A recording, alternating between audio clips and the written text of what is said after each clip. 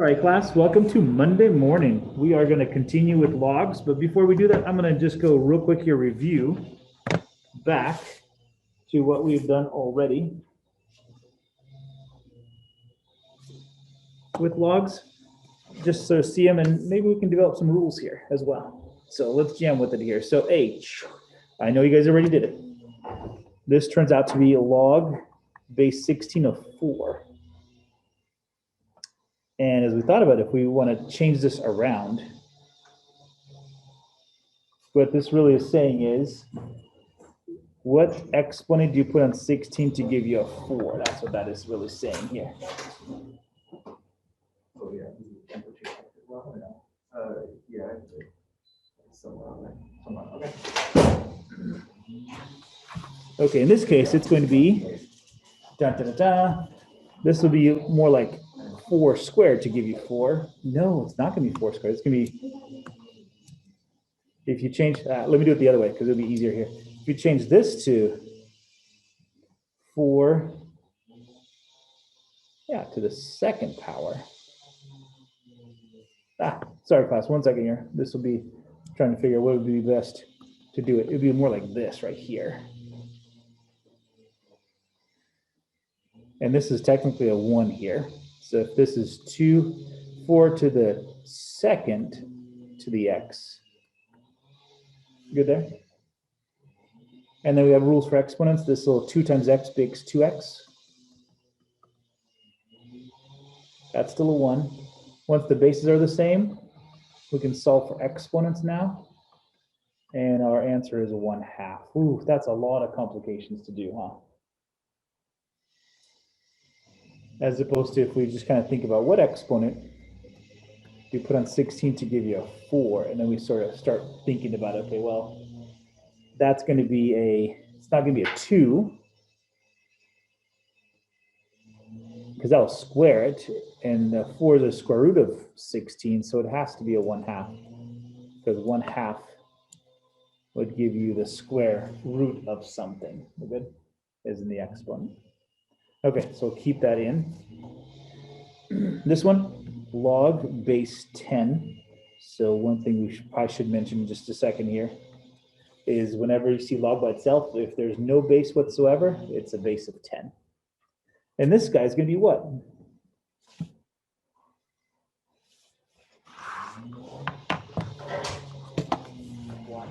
Just a 1, right? Because you're asking yourself, what exponent do you put on 10 to give you 10? It's just a 1. So I got this little rule we can start doing already here. See if this makes sense. I got a rule that will start off to the side here. Tell me if you guys agree or disagree. Log with the base of the base is equal to 1. True or false? See, your book does it with A's here, so I'll put A's in here. Log with the base A of A is 1. Is that a rule we can accept?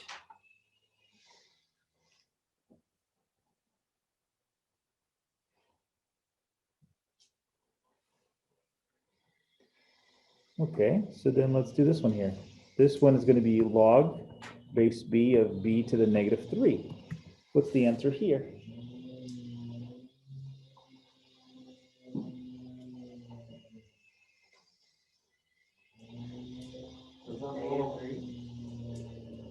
Everybody agreed with negative 3. What exponent do you put on B in order to give you B to the negative 3?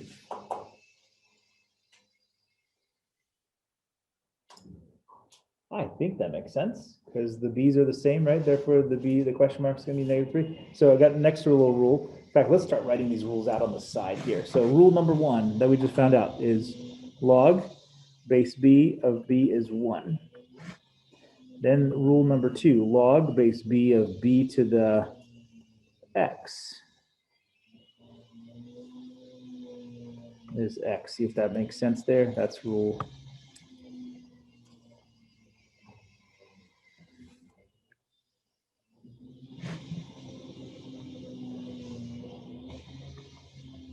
Let's do this. I'm going to put some examples on the side, and we'll on this side, and we'll do the rules on the other side.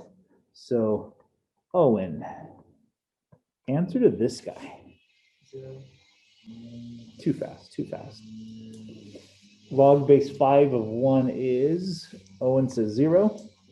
I agree, because what exponent do you put on 5 to give you a 1? Like, oh yeah, that's right. Any number to the 0 power is 1. Everybody good there? So next rule, log base b of 1 is equal to 0.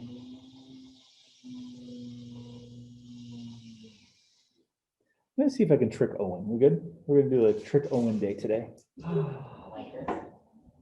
D, 5 log 5 of 125.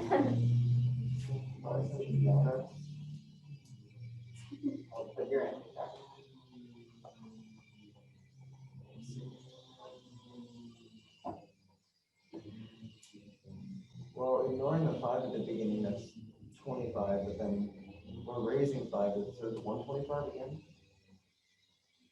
Is it 125 again? What do you guys say? Agree or disagree with Owen? Yeah, let's do this here. So let's do this part only. Let's do this part right here only.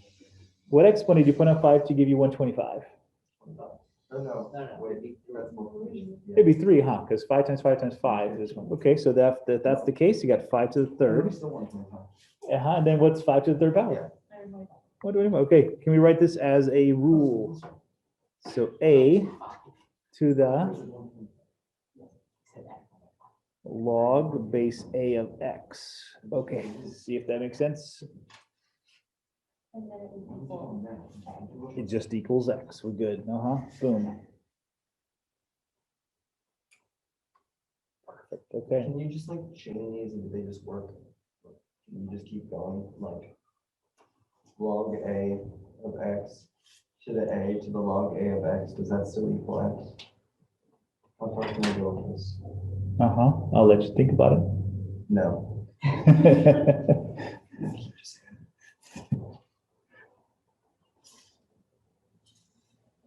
don't think it works anymore.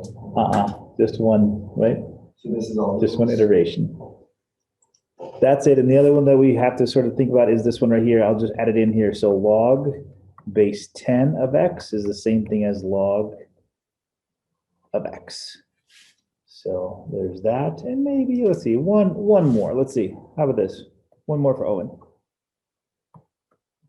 Log base a of x. Ooh, tricky one. How about this? Log, it has to be the same base. What does that reduce down to? Isabel beat you to it here. It'll be x equals y. So this, how we write it is this right here. It says if that's true, then x is equal to y. And we should write that as a rule here on the bottom here. So log base a of y is equal to log base a of x. Then x is equal to y. I want to number these here. So 1, 2, 3, 4, 5, and 6.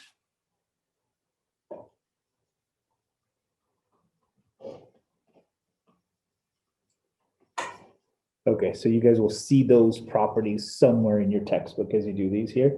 Sometimes as we start solving equations in 3.4, we'll have to use them as well.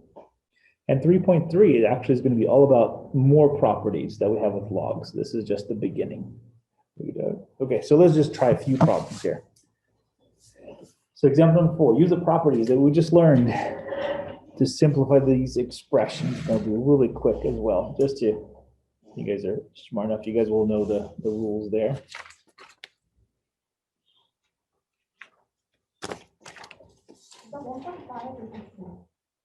That's 1.5. Log of 1.5 to the 1. And then that little 9 there is the base. And then log 9 is in the exponent. Log 915 is in the exponent itself. So we got to do that.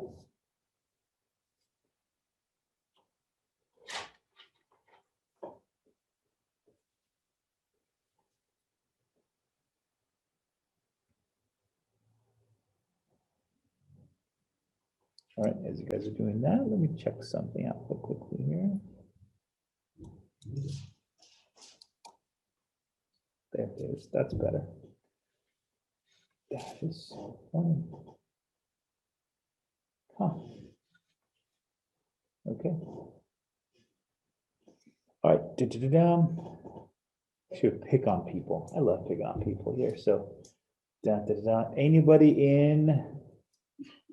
in row 1, Abe or Maddie? Log 1.5 of 1.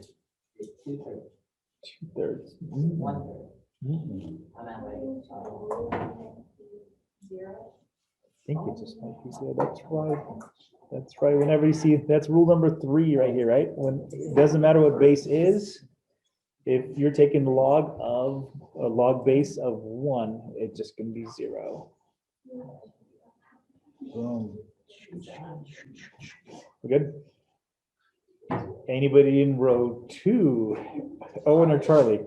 9 log 9 of 15. 15. Awesome. Okay, that is rule number. Let's go back. That is rule number 4. That's this one here. Boom. Okay, we're good there. Just rules. You guys will see more of them on the homework here.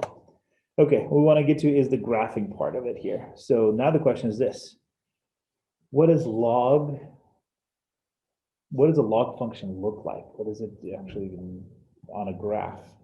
And so what we have to do is we have to actually graph 2 to the x first, and then we'll have to graph a log of 2. But once we get log of 2 down, we'll kind of know how the rest of them work. We're good?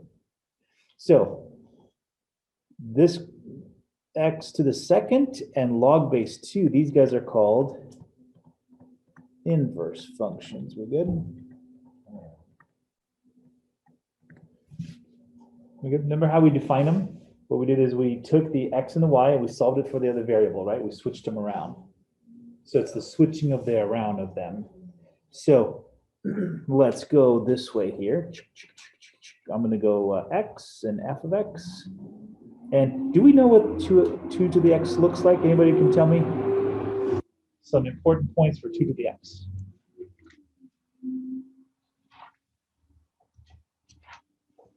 What was that one very specific point all of them go through? Like all the way back to 0, 1 is perfect. Yep, 0 goes through 0, 1. Boom.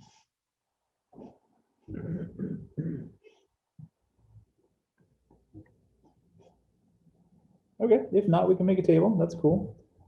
I usually like for these guys make a table from -3 to +3, and that'll at least give me an idea of what this looks like. 2 and 3. Boom. Now I get to bug people here. Landon. 2 to the -3.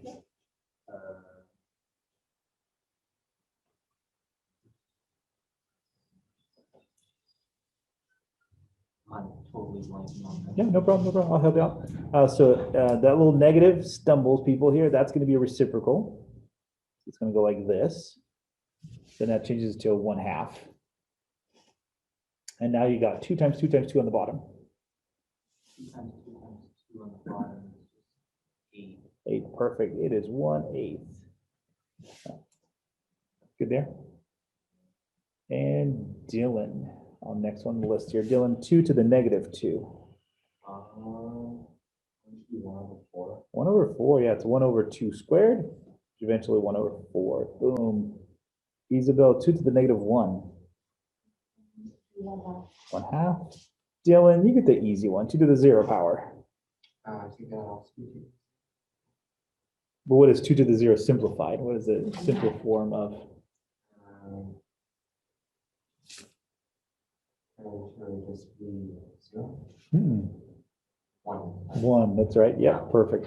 Sorry. Yep, no problem. I'll do this one. 2 to the 1 is 2. 2 to the 2 power is Annette. Awesome. 2 to the 3rd power is 8. I'll stop there. Can we make a little graph just real quick here with these dots? So I'm going to go back 1, 2, 3, 1, 2, 3, 4, 5, 6, 7, 8. I'm going to extend my little graph this way.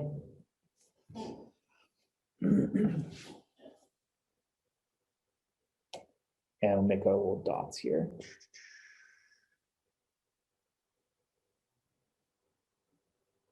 And once we do the graph for log base 2, we should kind of know how to do the other ones here. Okay. So we'll go from there. All right, you guys talk to me. Everybody finished up their graphs already?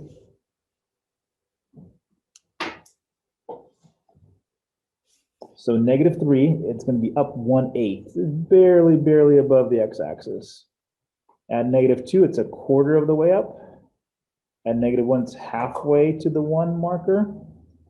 At 1, it's at 2. At 2, it's at 4. At 3, it's at 8. So graph that goes like this, right? Flat for a little while, then all of a sudden it starts booming up. Oh, bummer. What did we forget? The horizontal asymptote. Right here. Comes across here. It's a dashed line coming across. And this guy is y equals 0, right? That's my horizontal asymptote if you want to label them. Okay, jamming. We did this already. This was a 3.1, no problem. For the log function, here's what we have. We have the replacement of x's and y's going the other way. That's what we have. So instead of -3 1/8, it is 1/8 -3. -2 to 1/4 now becomes 1/4 -2.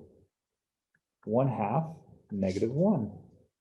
1 0 2 1 4 2 8 3. So there's my graph now. And again, we want to just do one of them here. 8.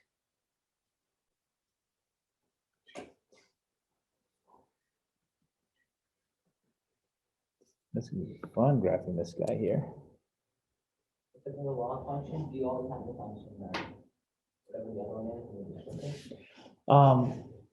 No, as we get used to the log function, we should be able to do it right from the log function. But this is just to get us there. And so we'll do the next one not going back. Even though some algebra textbooks actually they teach it that way. So then you don't ever graph the log function explicitly. Like, that's too easy. You guys can learn it. So let's jam. So first things first is, we're gonna go, look at this, this is crazy. We're gonna go 1/8 away from 0 here. And we're gonna go down 3. So we're just gonna scooch just a little bit over 0. Now we're gonna do it again. So 1/4, now we're gonna go just a quarter away from 0, and we're going to go down to -2. All right, how about this? We're going to go halfway between 0 and 1 and bring it down to -1. All right, 1 0. Oh, these are easy now. 2, 1, 4 up to 2. And all the way out to 8, we finally get up to 3. Whoa. Okay. So here's my graph. I am super close to the y-axis, and then I've got to turn like that. Jamming. Oh, awesome. That's what I was going to say. Like, what are we missing? Can't say horizontal asymptote. There's a vertical asymptote here. So this one right here, put these little dash lines coming straight down like this. And this is now going to be x is equal to 0. Okay, so here it is. What we got? We have vertical asymptote at x equals 0. And let's see how we can kind of put these together here. This important point is now, hey, this one is now 1 0. We good? This guy became 2 1. But what's the 2? 2 is our base, isn't it? So I'm going to write it like this. I'm going to write it as A1. Good there? It's my base, whatever my base is, up 1. This one was 4, right? This is if we want to do this one. Usually, if you get these two right, you're done. You get down. Maybe a third one down here, like this one right here. This one right here would be 1 over a negative 1. Okay, are we good there? Oh, let's do it. So let's try this. Let's try this real quickly here. I'm going to try it with. Let's try it. I have 4 in here, but I'm going to change it to 3 here. So let me.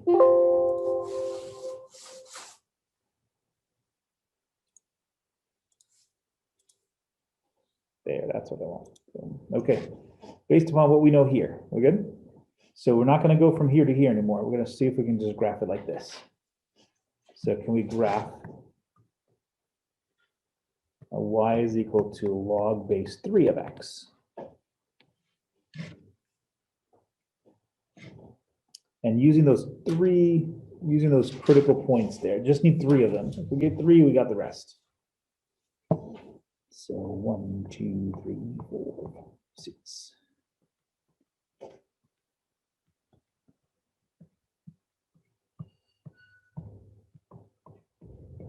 Why am I doing 6? No reason whatsoever. Just kind of a nice setup for my graph.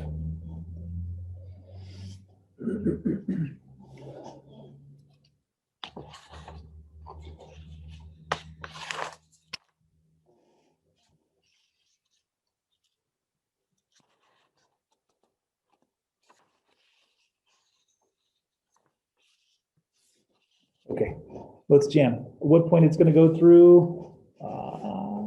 Abe, all yours. Give me a point it's going to go through. 1, 0. Dun, dun, dun, dun. 1, 0 is a point it's going to go through for sure. Not log 3 or log? Say again? Not log 3 or log? Log 3. Log base 3. Maddie, give me another point it's going to go through because we have a base of 3. No problem.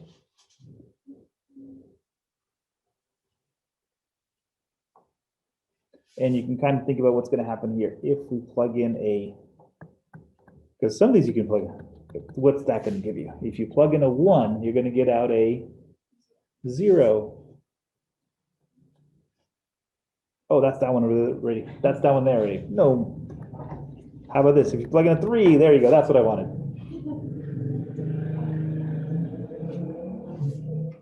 Plug in a 3. Sorry, I couldn't hear because it's a motorcycle. 1, absolutely. So the next point is 3, 1. So 1, 2, 3. We're going to go up 1. And notice if we were to square this, 9 is already too far out, right? Unless you have a graph that goes up to 10, right? Like, oh man, how about this one here? Ooh, this was a toughie. Owen, that one.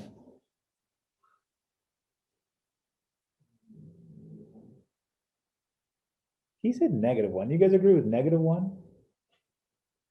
Because 1/3 technically is a reciprocal of 3, right? Oh, cool. So we have this third point. Is 1 over 3 is -1. So it's a third of the way down. Once we get those 3 dots, we're pretty much set. We good? So then we go like this. We don't need to have an exact form. Can you ever do an exact graph? I'm not sure. Even calculator have pixelated for us here. Okay, Jen, is that good? Can we work with that now? Okay, you guys do.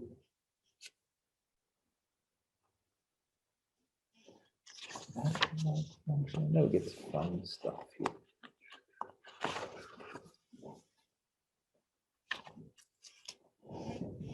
Okay, can you guys do this one here by yourself? Log base 4.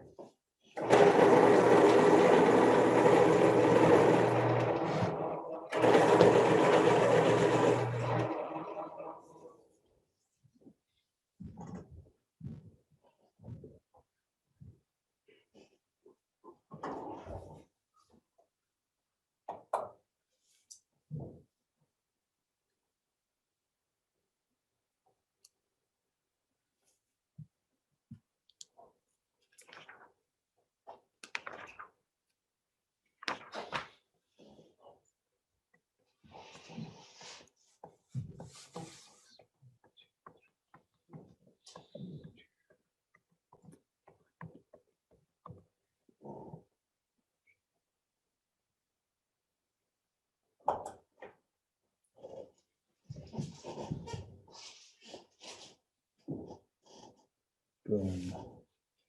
Charlie, give me a point when you're ready. Once you're ready to move it down. 1-0, perfect. Lennon, give me another point when you're ready. 4-1. 4-1. 1, 2, 3, 4, perfect. And Dylan, another point when you're ready. 1 word, -1. Boom. Done. That's it. Isabel, what are we missing? Awesome. And done. Okay.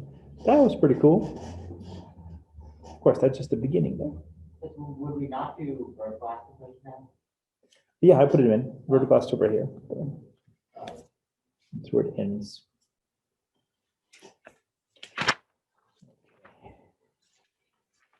And now, do you guys remember how we did transformations? Remember how we scooted the graph sideways, right?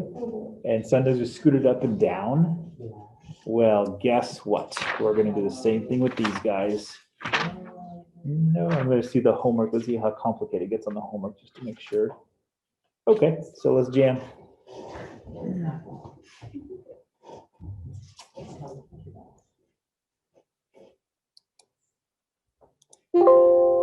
So this is the way the book, let me put it right over here. I'm adding to this slide. So this is the way the book has the graph here, just for us to consider all these things here. So the regular old log function, it has a domain. It doesn't work in the negatives. There's no such thing as log of a -3. It doesn't work. It doesn't even work for 0. You can't get log of 0. You can only get positive answers into that log function. So the domain is from 0 to -infinity, or 0 to infinity. The range could be anything. X-intercept, we already graphed this 3 times. If we say this graph is always increasing, it's going up forever and ever and ever. We say it's also 1-to-1. You don't really need to write all these down here, but I just want to just show you, just kind of look over here. We want to write down the transformations here a little bit. We do have a vertical asymptote. The y-axis is that vertical asymptote. We call this continuous because we don't ever have to lift our finger off a sheet of paper to graph the line. So it's continuous. And also, if we ever wanted to, oh yeah, so it is a reflection of this little the exponential function. We talked about the switching the x and the y's. Okay, we're good there? This is also inside your textbook here, so if you want to refer back to it, so you don't have to take the time to write it down. It is on page 232, just so you can kind of refer back to it here.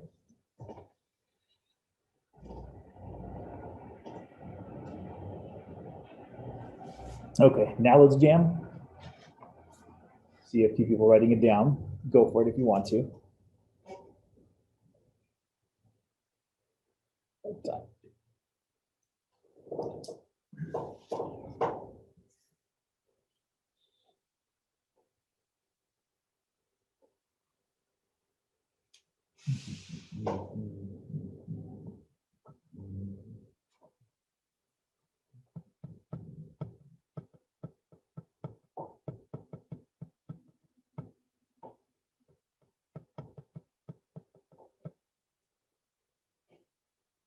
Cool, awesome. Okay, I think we're good. Everybody good now?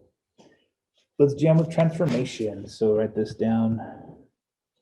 Transformations of this stuff. So y is equal to a log base b. So b's are going to be our log function right here.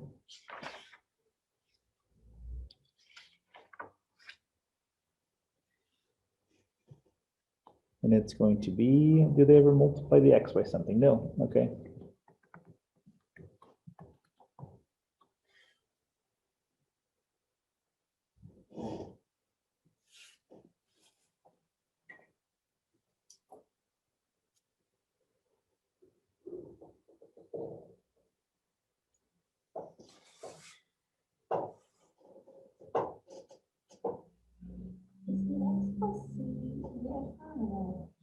No, it's the parentheses and it's inside the log. It's the log function inside there.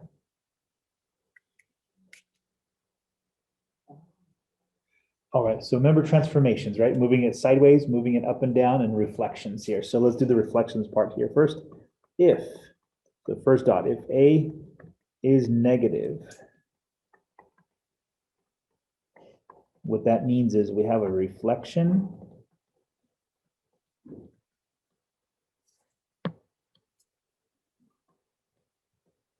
about the x-axis. We don't ever do y, oh, we do, that's right, okay. There it is, sitting there, okay. Boom, next. If x is negative, we have a reflection about the y-axis.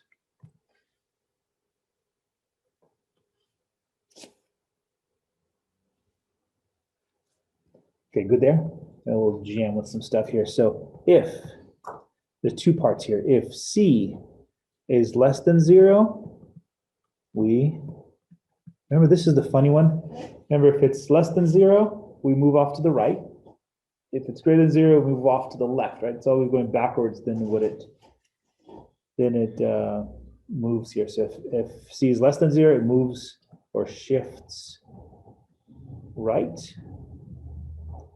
C greater than 0, it shifts left. Are we good there?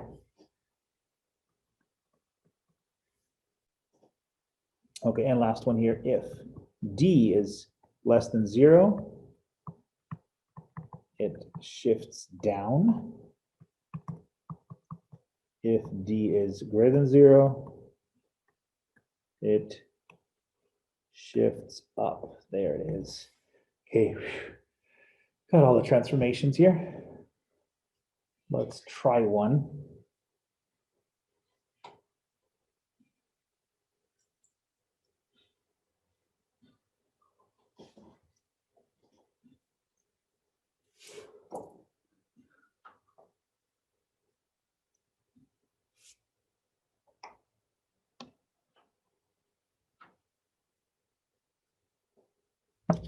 So example 6, we've got to do a few things here first, but we'll do all of them, but we'll do it in terms of transformation here. So eventually, before we graph, we want to know domain, want to know the x-intercept, all the vertical asymptotes, and then sketch it. Oh yeah, sure. And to the directions themselves, let's see.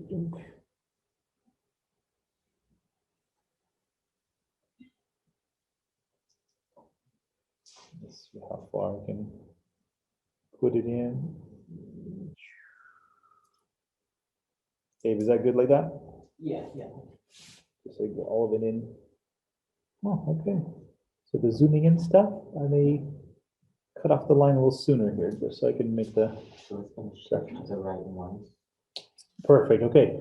So guys, it is it's log base 3, and all it is, we just shifted everything to the right 1 unit, right? So off to the side. It's almost like easier to do the transformation in your mind first, and then do all the stuff. So here's a transformation. Oops. You guys talked to me whenever we finished copying it. Yeah, good. Yeah, good. Boom. Okay, so the transformation is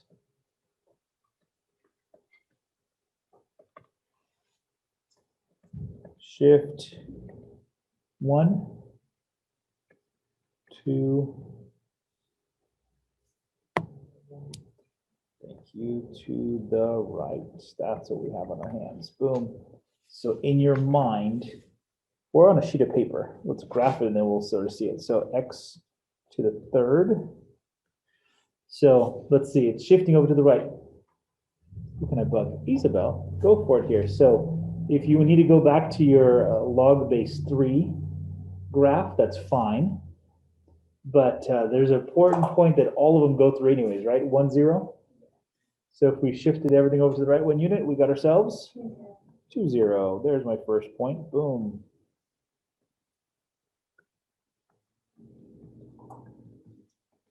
Dylan, bugging you now. Let's see, base 3. That means the previous point would have been at 3, 1. Maybe 4, 1. 4, 1. So 1, 2, 3, 4, 4, 1. All right. And the other Dylan. Let's see. The previous graph would have been at 1/3 -1, right? Ooh, this is a toughie here. Where would it be at now? 1 1/3.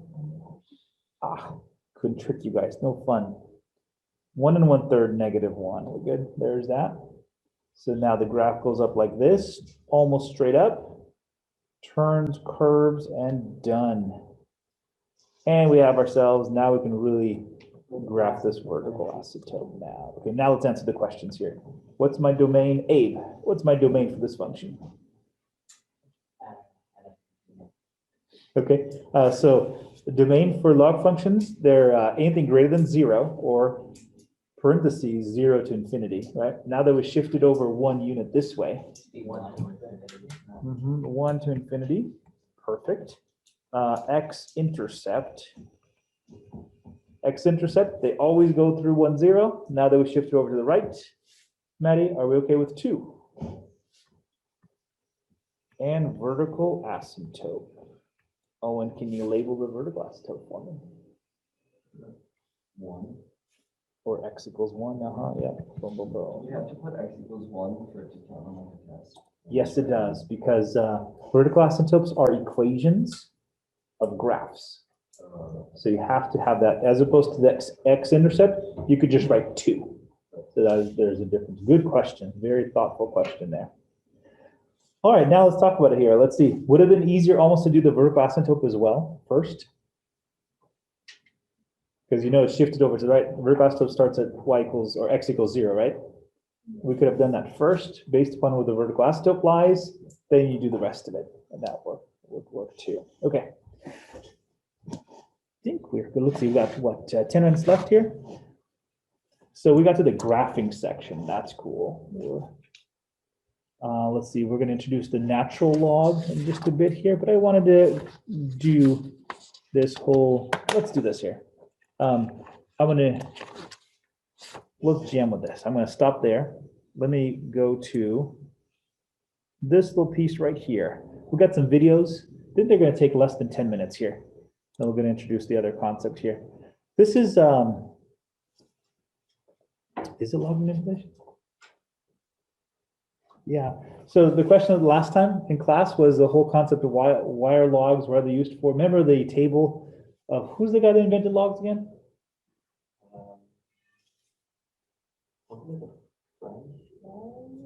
Guy named Pierre, something like that, right? Yeah, sounds French. Okay, so he invents logs, but I want to just kind of let's jump to why were logs invented in the first place, and then what preceded our graphing calculator. All right, and how do we use them here? I'm going to be talking about logarithms. Logarithms to the base 10. So, for example, if I have a number which is 100, I can think of that as 10 squared, or 10, to the power 2. So 2 is the logarithm of this number, 100, to the base 10. 1,000 is 10 to the 3. This is the logarithm, the 3. You guys agree, okay? And it corresponds to the number of zeros there. It is logarithm of 1,000 equals 3. I can do 10 to another number. So, for example, 10 to the 1.6232 turns out to be 42. That means that if I were to take 10, that means that the log to the base 10 of 42 is 1.6232. Okay to 4 significant figures. The reason it's useful is multiplication. If I have 2 numbers and I want to multiply them together, it's easy to make mistakes because there are a lot of little operations that have to be added up. If you go through logarithms and you get a logarithm of a number such as 42 and you multiply it with another number such as 37 or 59 or 200, you get the logarithm of that number and you add these numbers together. Let me show you an example. 37 times 59. Now I can write 37 as 10 to the 1.5682 and multiply that by this number, which is 10 to the power 1.7709. And when I multiply these numbers together, all I have to do is add this number to that number to make this into 10 to the 3.3391. That's like a shortcut. Yes, instead of multiplying numbers, you're adding this to that to get this exponent. And that number, it turns out, is 2183. Instead of having to write this out longhand as 37 times 59 and work it all out in gory detail, which will require 9 times 7 and 3 times 9 and then 5 times 7 and working it out and not making a mistake, all you have to do is addition, which is much easier. And if I were to do division, I would do subtraction, which is much easier. Addition and subtraction are much easier than multiplication and division. Okay, we're good there. That makes so much more sense. Okay, so logarithms. Now, what did we use for that? So, like, how do you get 42 to 10 to the 1.3 blah, blah, blah? So what we did is we used a slide rule. And so That here's, was a lot harder than doing. Yeah. say again? That was a lot harder than just doing like 30 seconds. Hello there. I'm here to Sorry, say again, say I again. said it was a lot harder than just doing 37 times. Yeah, sure. But now you're talking about not just 2-digit numbers, 3-digit numbers, 4-digit numbers, right? Then you're talking about big numbers, especially when you're doing science and all that stuff. So then this slide rule came about. So this is a log rule. And so she's just going to do very, very easy multiplication on here, right? But eventually, slide rules, they have logarithms inside it. Because what you do is you figure out 2, that's the log of this, you slide it to the other one, and you get the answer. But it's so funky. This is the precursor to the calculator. This is so cool to see. Check this out. She's going to do 2 multiplication problems. Go. show you this, and this is a slide rule, which is what people used before the advent of the modern calculator. Now, some things you should know about slide rules is that they are over 400 years old. So people have been trusting these since the 1600s. Also, when you're doing things with decimals or pi, they do not provide an totally accurate answer. They provide an estimate that is good enough to complete your job, but not perfect. For example, you can see the pi right there. labeled there. My camera ever focuses there. And this will be a 2-part series with the slide rule. And today I'll be showing you how to multiply. In part 2, I'll be showing you how to divide. So if you look closely, the slide rule has lots of scales on it. A, B, C, the other C, D, and K. But today we're only going to be using A and B. And for division, we'll only be using those 2. So let's start with something simple and multiply 2 times 4. So we're going to find 2 on A. We're going to slide 1 on B right under where 2 is. And then we're going to use our hairpin to find where 4 is on B. And it is there. And right above 4, you can see that that is 8. So that tells us that 4 times 2 is 8, as we already know, hopefully. Now let's try another example. But slide everything back to its beginning position.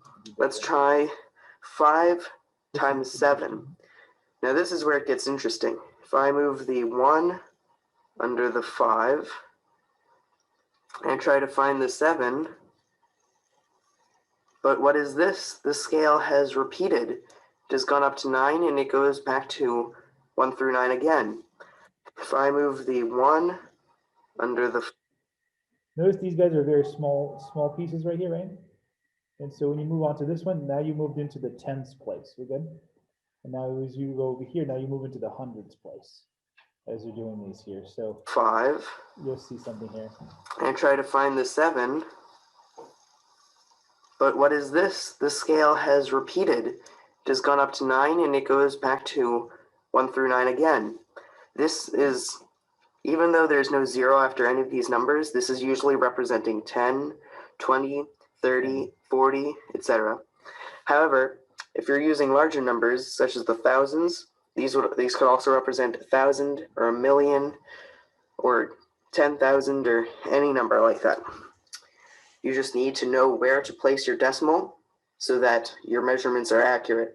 Or not measurements, but your values are accurate. So we're multiplying 5 times 7. So there's the 5. Now we go over here on B scale. We find 7. And that halfway between 30 and 40 is 35. As we know, 5 times 7, is 35.